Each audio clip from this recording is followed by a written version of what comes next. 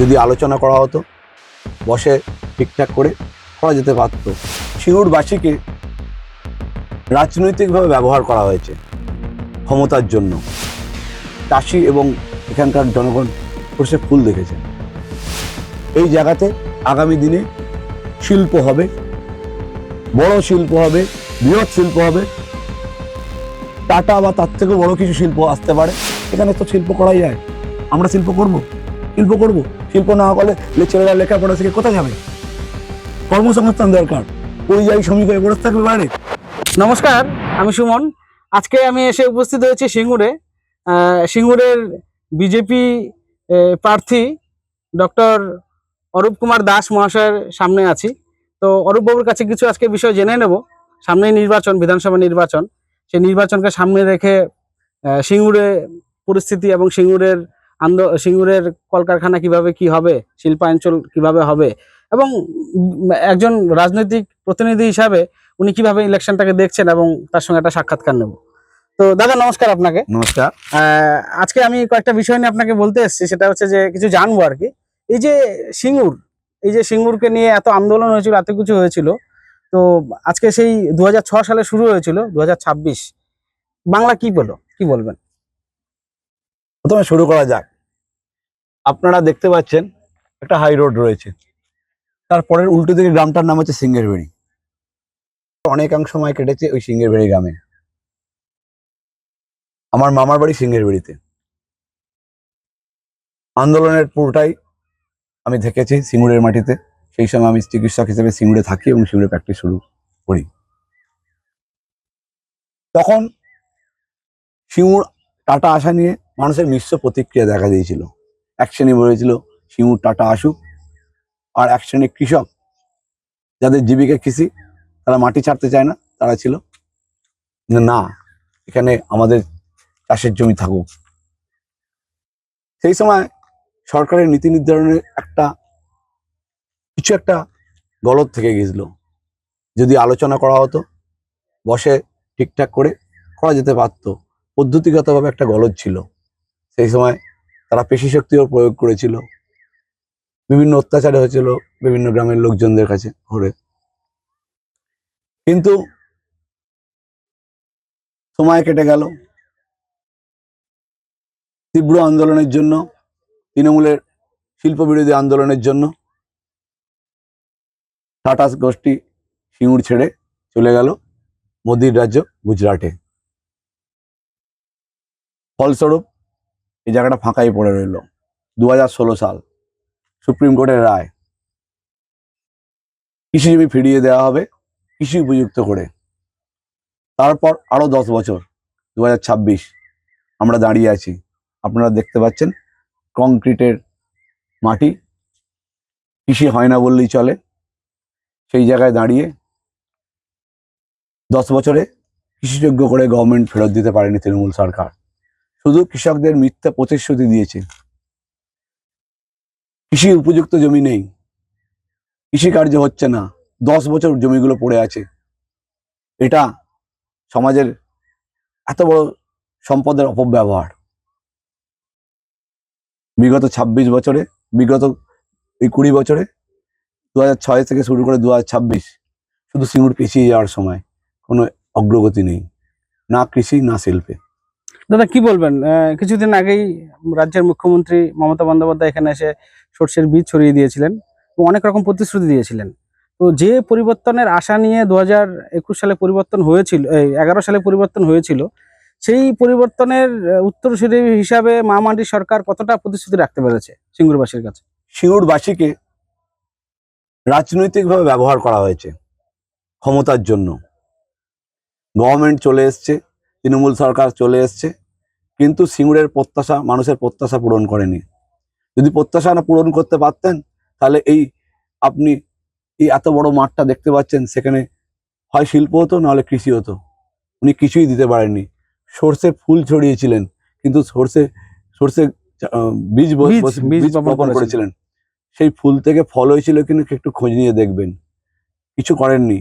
সিঙ্গুরের মানুষ ওনার এই নীতির জন্য, চাষি এবং এখানকার জনগণ সর্ষে ফুল দেখেছেন। আমরা সত্যি কথা বলতে কি সব জায়গাতেই এখন স্কুল পাঠ্যের একটি পাঠ্য বইতেও সিঙ্গুর আন্দোলন সম্পর্কে বলা হয়। তো মুখ্যমন্ত্রী মমতা ব্যানার্জি তো ২৬ দিন অনশন করেছিলেন। তো সেই ২৬ দিন অনশন করার পরে মানে আপনার কি মনে হয় যে উনার এই অনশন এবং উনার এই যে আন্দোলন, সেই আন্দোলনে কি বঙ্গবাসী কোনো সুবিধা পেয়েছে আদতে? বঙ্গবাসী সুবিধা পায়নি, পেয়েছেন উনি এবং ওনার সঙ্গে থাকা তৃণমূলের কর্মীবৃন্দ, যারা তার ফলস্বরূপ দেখেছেন যে এই সময় আন্দোলনের এক বড় মুখ ছিলেন আমাদের মাননীয় প্রাক্তন শিক্ষামন্ত্রী। এখন অবশ্য মাননীয় বলা যায় না, কারণ তার কাজকর্ম শিক্ষা জগৎ এবং স্বাভাবিক জীবনে একটা খারাপ দৃষ্টান্ত বহন করছে। ওনারা রাজনৈতিক ফসল তুলে নিয়ে চলে গেছেন, কিন্তু যারা চাষ করেছিলেন তারা কিন্তু বঞ্চিতই থেকে গেছেন। এই মানে সত্যি কথা বলতে কি বেচারাম মান্না, উনি তো শিক্ষা এই কৃষি মন্ত্রী, মানে প্রতিমন্ত্রী। তো এই হুগলি জেলাতে তো প্রচুর আলু চাষ হয়।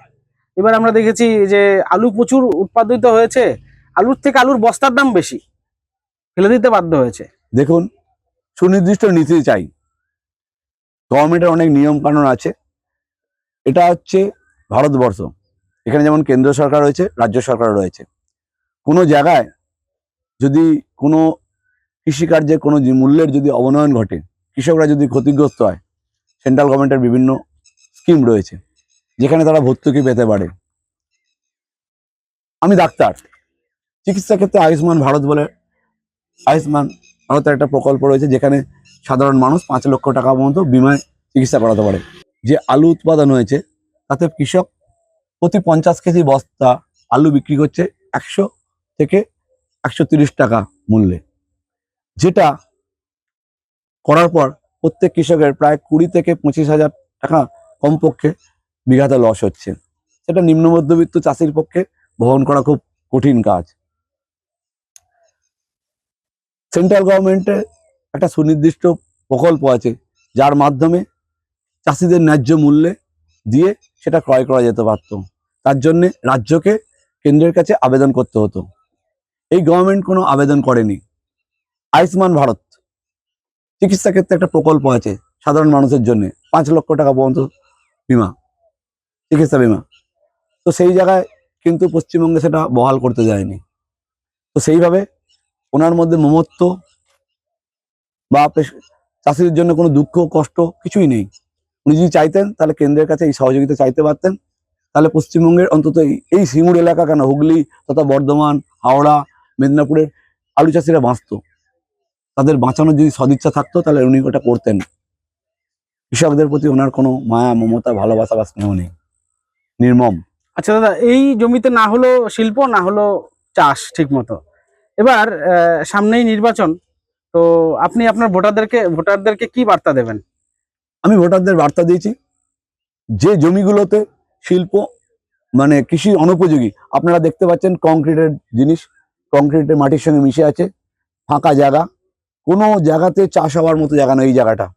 এই জায়গাতে আগামী দিনে শিল্প হবে, বড় শিল্প হবে, বৃহৎ শিল্প হবে, টাটা বা তার থেকেও বড় কিছু শিল্প আসতে পারে, কিন্তু শিল্প হবেই আগামী দিনে। কারণ এই মাটি কৃষি উপযুক্ত নয়। যদি কৃষি উপযুক্ত না হওয়ার জন্য এই মাটিটা কি পড়ে থাকবে, ব্যবহার হবে না? এত সুন্দর একটা হাই রোড চলে যাচ্ছে কলকাতার নিকটবর্তী, কিছুদিন পরেই হচ্ছে বলাগড়ে একটা ডক তৈরি হচ্ছে। ডক আমাদের বলাগড়ে, ভারত কেশরী শ্যামাপ্রসাদ মুখোপাধ্যায়ের নামে, এখান থেকে মাত্র ২০ থেকে ২৫ কিলোমিটার দূরে। এটাই হবে একটা শিল্পাঞ্চল। এত সুন্দর এতখানি ফাঁকা জায়গা পড়ে আছে যেখানে কৃষি কোনো ব্যবহার করা যাচ্ছে না, সেখানে তো শিল্প করাই যায়। আমরা শিল্প করব, শিল্প না করলে ছেলেরা লেখাপড়া শিখে কোথায় যাবে? কর্মসংস্থান দরকার। পরিযায়ী শ্রমিক হয়ে বসে থাকবে বাইরে, বাড়ির ছেলেরা বাইরে থাকবে, বুড়ো মা বয়সকালে দেখবে কে? বাচ্চারা ঘুম থেকে উঠে বাবাকে দেখতে হবে না, রাত্রে শোবার সময় বাবাকে দেখতে হবে না। এটা কি সমাজ? আমরা এমন সমাজ ফিরিয়ে দেবো, ছেলেরা এখানে কাজ করবে, পরিবারের সঙ্গে থাকবে, সমাজ বাঁচবে। দাদা বলছি, সুপ্রিম কোর্ট রায় দিয়েছে যে ১,০০০ কোটি টাকা ফেরত দিতে হবে সুদ সমেত টাটাকে। তো রাজ্যের যেখানে দিয়ে দিতে পারছে না, হ্যাঁ, এবং চাকরি দিতে পারছে না, প্রকল্পের ভাতা নামক প্রকল্প দিতে হয়, তো ১,০০০ কোটি টাকা মমতা সরকার কোথা থেকে দেবে? আপনি কি মনে করছেন? আপনি কি মনে করেন আগামী দিনে এই সরকারটা থাকবে যে টাকাটা ফেরত দেবে? ওনারা জানেন যে আমরা আগামী দিনে থাকবো না, সেই জন্য যা করার লুটপাট যা করার করে নিচ্ছে আর মিথ্যা প্রতিশ্রুতি দিয়ে যাচ্ছে। ওনারা নিজেরাও জানেন যে আগামী দিনে আমরা থাকবো না, তাই এই ধরনের কাজকর্মগুলো করে চলেছে। সব শেষ প্রশ্ন এটাই দাদা, যে রতন টাটা বেছে নিয়েছিলেন ব্যাড এম মমতা এবং গুড এম মোদিকেই বেছে নিয়েছিলেন, যার কারণে আমরা দেখেছিলাম 2011 সালে নির্বাচনের ঠিক আগেই গুজরাটে ন্যানো তৈরি হয়ে গেছে, সেখানে স্থানান্তরিত হয়ে গেছে। তো আপনার কাছেও নেতা হচ্ছে মোদি, তো সেই কারণে রাজ্যবাসীকে কি বার্তা দেবেন?